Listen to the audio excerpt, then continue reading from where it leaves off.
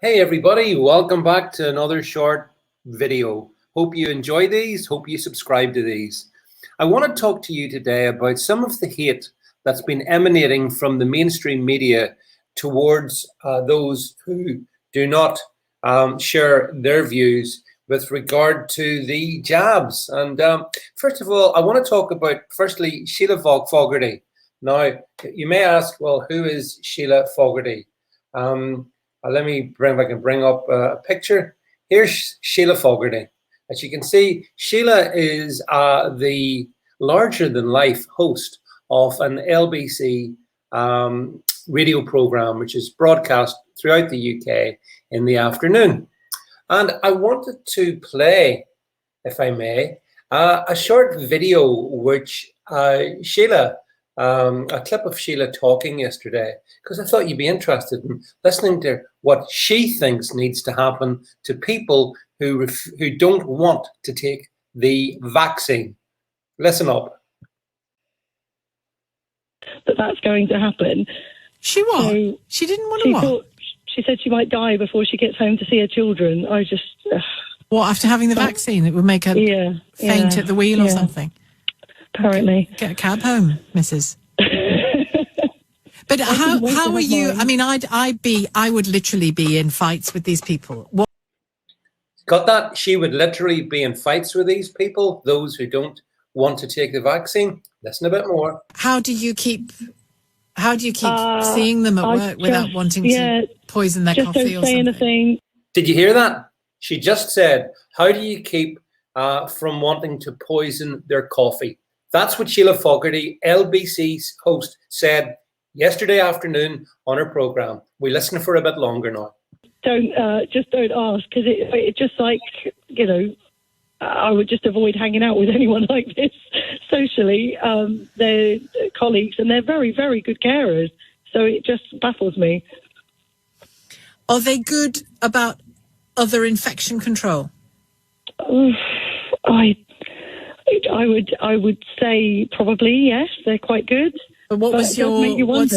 That's interesting. How do you determine what someone's infection control rating is?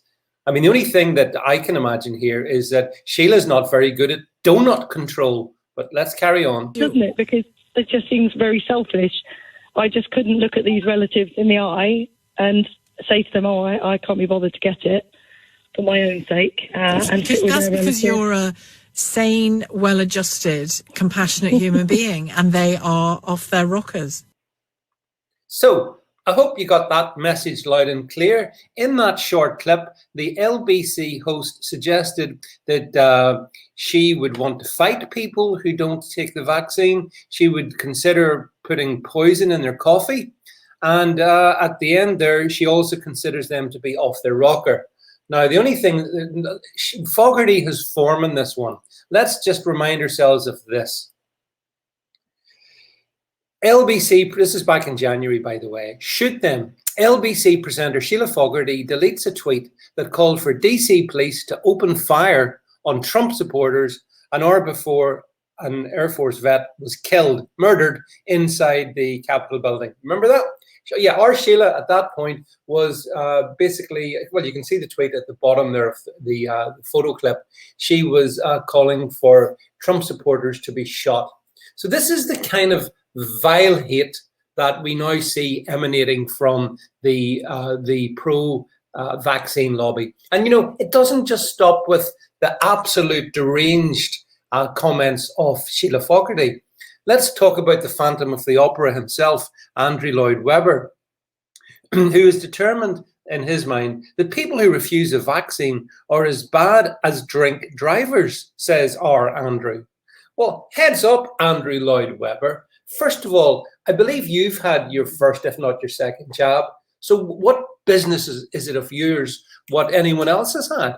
How do they endanger you? You've been protected. Stop crying. Stop being such a big baby. Stop demanding that other people give up their body autonomy just so you can feel a little bit more comfortable. If you actually had any critical thinking left, which I sincerely doubt, and if you stopped for one moment being a shill of the establishment, you would realize that you've done a decision, you've taken a decision that you think is right for you. fine. I'm okay with that.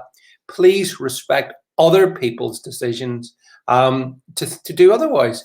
But you can see in this one here that there's a concerted campaign now to corral in those who have decided that they do not seek to take the so-called vaccinations.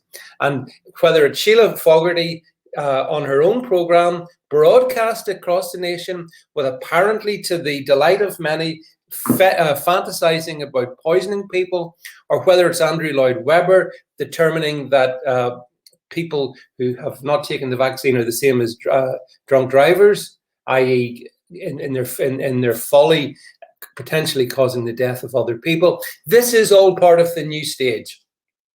This is what's coming our way, folks, because on June 21st, it's clear there will not be a return to freedom in the UK.